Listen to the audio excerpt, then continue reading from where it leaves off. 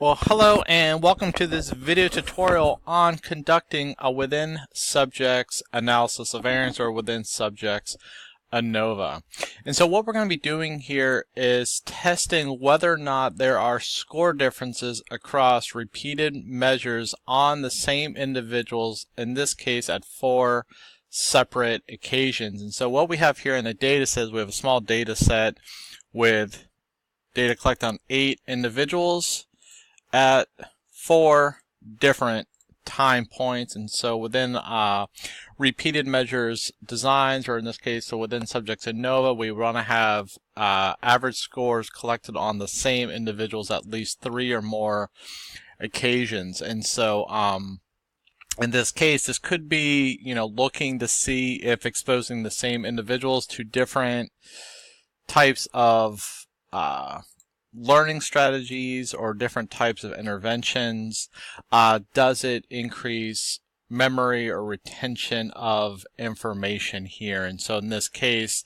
what we're looking at is for the same individuals, are their score differences the same or different across repeated measures? In this case, we would have to have a dependent variable. In this case, scores, it could be retention of information, achievement, levels of satisfaction for maybe 4 different types of professional development. And so we'd have to have the same measures obtained on the same individuals over time. And so to do so, we're going to jump right in and go to Analyze, General Linear Model. And unlike other instances where we're doing like a one-way ANOVA or two-way ANOVA, we're doing univariate. In this instance, we are going to do the repeated measures. In this case, we have the same measures collected over time. And in this case here, the number of levels is the number of times we have data collected on the same people. And this time, we have 4. If it was 3, we could label this 3, and then we just click the number of instances and hit add, and we're going to see that variable come into the box here, and we're going to need to define them. So in this case, the time 1 or level 1 measure goes first, second is 2, level 3 is for 3, and level 4 is 4. And so we want to make sure we know the order by which we want to insert the scores or the variables here within the within subject. At this point, we don't have any between subjects factors, so we're going to leave that blank. In subsequent modules, we will use that whenever we have repeated measures, maybe gathered across 2 separate groups of individuals, and we want to do some between group comparisons as well, such as gender, language, educator's position within a school, for example. And so some of the things we're going to want to select here is for contrast. This is to do a follow-up post hoc kind of comparison. And here there's many different options. What I would encourage you to do is kind of take a look to see how they work. In this case, we're going to pick difference, and what this is going to do, and we're going to click change, is it's going to compare the current score to the one prior to it. And so this might be an instance where you have repeated measures to kind of look at learning gains over time and to see as learning increased above and beyond what the previous score was. And so once we do that, and there's many options, what I would encourage you to do is just kind of go through and select different options to kind of see where are the scores being compared to. There's many valuable SPSS resources out there. The Andy field text kind of gives you an overview of some of these. Click continue. For plots, again, this will give you a visual depiction of how the scores look over time or across repeated measures, and we just do the horizontal axis as factors. So we're going to have 4 separate mean scores plotted, and we just click add. Once we do that, we just click continue. For post hocs, we don't have any. This is only the instance where we have between group factors to consider. So in this case, we don't have any, so we can click cancel. Estimated marginal means, we can ask for factor 1 and factor 2. Click continue. And then for our options, again, this is important. We want descriptive statistics and estimated partial eta squared. However, we'd want to typically calculate omega squared because it's going to be more conservative than partial eta. And then also the homogeneity test. One of the key model assumptions, just like within using the Levine's test for the one-way ANOVA, the two-way, is we have the assumption of what we call sphericity here, and that's the standard deviation, the variance of the different scores between each of the repeated measures is the same. And so this is something, again, that we are going to want to test this particular assumption of the model. Every model has its own set of assumptions that we want to acknowledge and empirically test if we are able to and report that. And so within that, then we have our 4 scores here that we want to do. So we've identified our options and how we want to proceed with the analyses, what type of output we want to look at. Once we do that, we can click OK. And so here then is our familiar output with SPSS. We have our within subjects. We have 4 scores that we're going to compare. These 4 scores we see here in the descriptive tables for the small data set of 8. We have the mean score, so we kind of see they start off with an average of 8 and they kind of start to go down and level out, and then they slight increase with the level score. Standard deviations. And so the first thing we want to do then is kind of go down here in this Mauchly's test of sphericity. This is the test of the sphericity assumption, that is in between score 1 and 2, score 2 and 3, and score 3 and 4.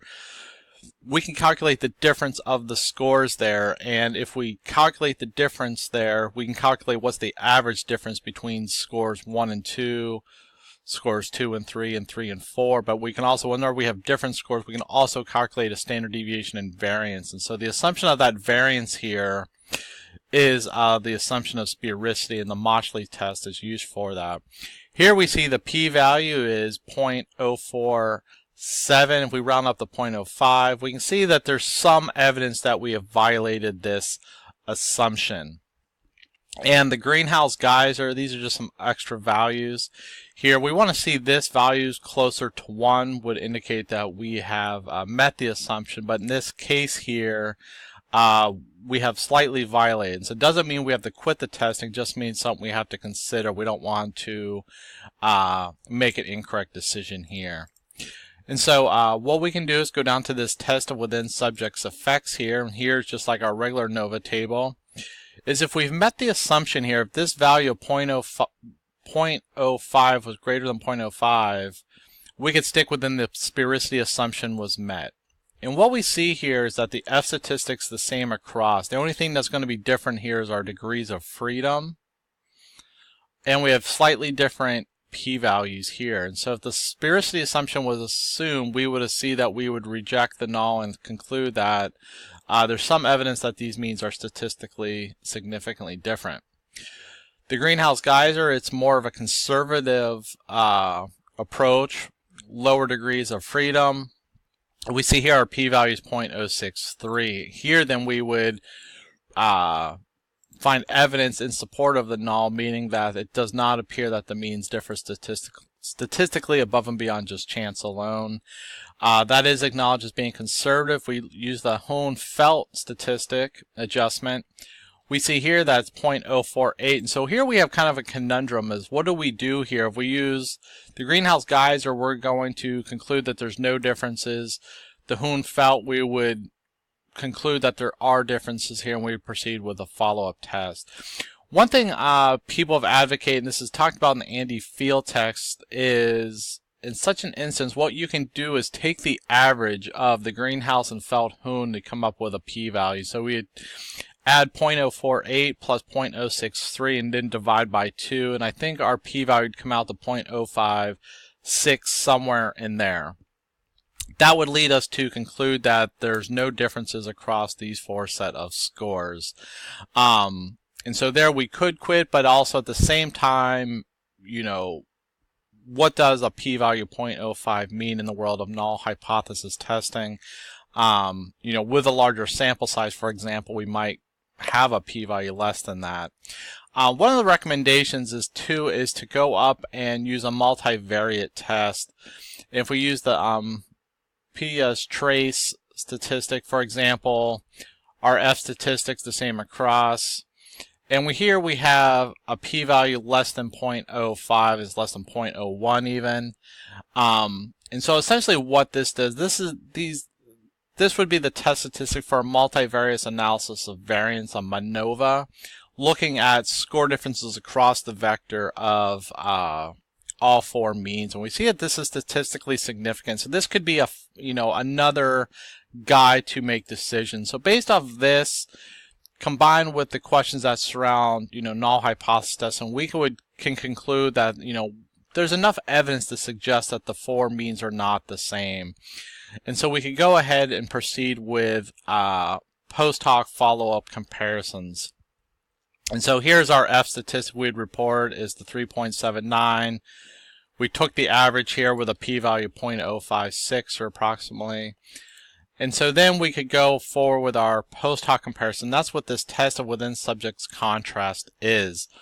And we see here that what it does is compares each level to the previous score. So level 2 is compared to level 1, level 3 to the previous or level 2, and then level 3 here is compared to level 4. And largely what we see here is that level 2 is statistically different than level 1, or statistically lower, because we know level 1 started off at 8 and it dropped down to 4.25. And so here we have a F statistic of 22.8 with a p-value of less than 0.05. And so we conclude there that the level 2 score is statistically lower than level 1, but we're not seeing any difference then between level 3 and 2 and level 4 and 3. And so with this then we would want to calculate an an effect size only for level 2 versus level 1, because these are where the statistical differences are. And how we can calculate that is if we take 22.8 and then divide by the F statistic of 22.8 added to the degrees of freedom error of 7. So it would be 22.8 divided by 22.8 plus 7. And that's going to give us, and if we take the square root of that, that's going to give us an effect size measure. And we can interpret that very similar to Cohen's d. I think this effect size is greater than 0.8, so this would be a large effect in terms of the difference of magnitude between level 2 and level 1 scores, and so we'd want to report that out.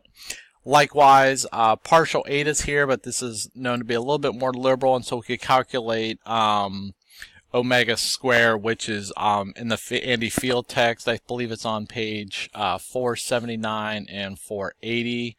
That walks you through just taking out and using the mean square between and within, and then also considering the degrees of freedom within that to come up with a measure of the effect size or overall variance explained in the scores according to each of the levels.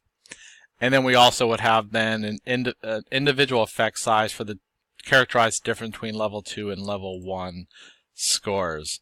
And so also what we have here as well is then we have a plot of the scores. So we see here starts off high and drops with a slight increase at level 4.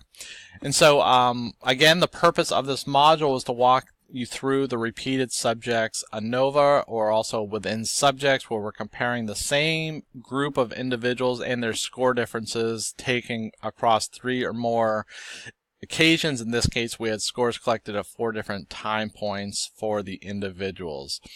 And so we walk through the key assumption of sphericity, how we would interpret this if we met the model assumption, we could stick with the sphericity assumed. However, we didn't, and so we kind of looked between the greenhouse geyser, the Hoon-Felt, took the average p-value here, combined with the information here within the multivariate test, conclude that there's enough evidence that we might want to proceed with follow-up post hoc. In this case, it was with the contrast. In this case, each score was compared to the previous score. And there's definitely different options there, and that was what I indicated before, like the simple, the difference, the Helmert. There's different ways in which you can compare the contrast with the scores over time. So I encourage you to definitely look into that. to further understand the way in which we can compare score difference when we have data collected on the same people over time. This concludes this video tutorial on the within subjects.